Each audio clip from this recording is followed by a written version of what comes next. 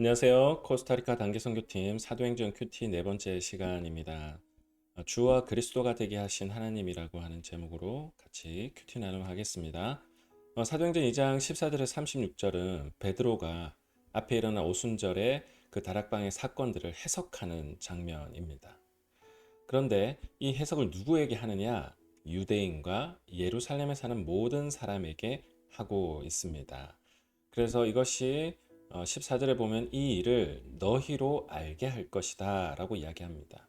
유대인들과 그리고 예루살렘에 사는 모든 사람들이라고 하는 표현은 이미 구약의 사건들, 이야기들을 알고 있는 사람들이겠죠. 그래서 베드로는 그 앞의 이야기, 하나님의 큰 일에 대해서 이야기를 합니다. 11절에 이미 오순절날 성령 충만의 사건으로 각 나라의 방언으로 무엇이 선포되었습니까? 하나님의 큰 일이죠. 그런데 그 하나님의 큰 일에 대해서 성경의 구절들을 인용하면서 베드로는 이야기하고 있습니다. 요엘서의 말씀이 성취되고 있다라고 하는 것을 보여주는데 하나님께서 나사렛 예수로 큰 권능과 기사와 표적을 베푸셨다라고 오늘 본문은 이야기를 하고 있습니다. 그리고 선지자 다윗의 이야기가 성취되고 있다라고 이야기하는데 법 없는 자들의 손에 의해서 십자가에서 죽으시고 하나님께서 그를 사망의 고통에서 건지셨고 음부에 버리지 아니하시며 그리고 그 다윗의 자손 중에 한 사람을 그 위에 앉게 하리라. 그리고 그리스도께서 부활하셨다. 이게 다윗이 했던 이 이야기들이 오늘 예수 그리스도 안에서 성취되고 일어나고 있다라고 이야기를 하고 있습니다. 성령의 역사는 예수 그리스도를 통해서 주신 것이다 라고 33절에 이야기하고 있습니다. 그리고 하나님이 오른손으로 예수 그리스도를 높이셨다. 그리고 약속하신 성령을 아버지께 받아서 부어주셨다 라고 이렇게 이야기를 하고 있습니다. 하나님께서 예수님을 통해서 일하시는데 바로 그 예수 그리스도 통해서 하시는 일이 성령의 역사이다. 그래서 오늘 33절은 분명하게 이야기하죠. 약속하신 성령을 아버지께 받아서 부어주셨다. 그리고 그 결과가 뭐냐? 바로 하나님의 아들이신 예수 그리스도와 우리를 새로운 관계 안으로 이끄십니다. 주라고 표현하는 것은 주권의 재편성에 대한 표현이죠. 우리가 주라고 표현하는 순간 그 표현의 대상과 우리가 어떤 관계인지가 드러나게 됩니다. 그리스도라고 표현하게 될 때 바로 그리스도는 우리를 구원하는 구원자에 대한 이야기죠. 우리에게 새로운 관계 설정을 요구하는 표현입니다.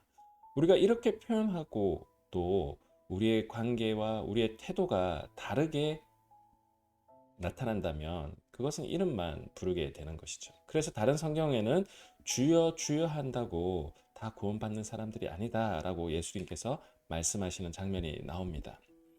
자, 그런데 오늘 본문에서 하나님이 주어가 된 표현들이 몇 번이나 나오는지를 좀 살펴보는 것이 중요합니다. 17절, 23절 막 쭉쭉 다 읽어보면 하나님께서 하나님이 살리신지라 하나님이 오른손으로 하나님이 주와 그리스도가 이 표현을 왜 신약의 초대교회 사람들은 하나님이라는 표현으로 주어로 이 예수 그리스도의 사건을 표현했을까요? 바울이 압축적으로 로마서에서 이렇게 표현합니다. 복음에는 하나님의 의가 나타나서 믿음으로 믿음에 이르게 하나니 기록된 바 오직 의는 믿음으로 말미암아 살리라 함과 같으니라. 바로 하나님의 의, 하나님의 신실함이 드러난 것이죠. 여러분 오늘 여기에서도 보면 하나님이 하신 일들, 하나님께서 하신 큰 일, 바로 구약부터 지금까지 하신 그 하나님의 놀라우신 일들, 하나님이 바로 그 사건이 예수 그리스도 안에서 드러난 것이죠. 우리 하나님 얼마나 그 신실하게 한결같이 포기하지 않으시고 지금 역사를 주도해 나가시는가. 바로 이것을 사도 바울은 본 것, 예수 그리스도의 십자가와 부활을 통해 본 것이고 오늘 본문에서도 바로 베드로도 바로 하나님이 하신 일의 그 결과로서 예수 그리스도를 소개하고 있습니다. 그래서 우리가 할 일은 이 일의 증인이 되는 것이죠. 오늘 32절에 이 예수를 하나님이 살리신지라. 여러분, 특히 바울의 서신서의 표현에도 보면 하나님이 그의 아들을 일으키셨다. 하나님의 일로서 예수 그리스도의 사건을 조명하고 있습니다. 그래서 우리가 할 일은 바로 하나님의 신실하심을 바라보고 예수 그리스도를 우리가 증거할 때에 바로 우리가 증인이 되는 것이다 라고 표현합니다. 두 가지를 묵상했으면 좋겠는데, 복음이 되려면 하나님이 신실하듯이 우리도 하나님과 사람 앞에서 신실해야 합니다. 지금 우리는 하나님의 일에 얼마나 신실하게 반응하며 살고 있는지 한번 묵상해 보았으면 좋겠습니다. 복음이 된 것은 우리 하나님이 구약부터 신약까지 그 크신 일, 포기하지 않으시고 일하신 하나님의 그 역사 때문입니다. 오늘 우리는 선교를 준비하면서 얼마나 신실하게 반응하고 있는지 묵상해 보았으면 좋겠습니다. 두 번째는 주와 그리스도라는 표현을 우리를 새로운 관계 안으로 초대하는 이 표현이라고 생각한다면 그 표현에 걸맞게 우리의 삶을 요구하십니다.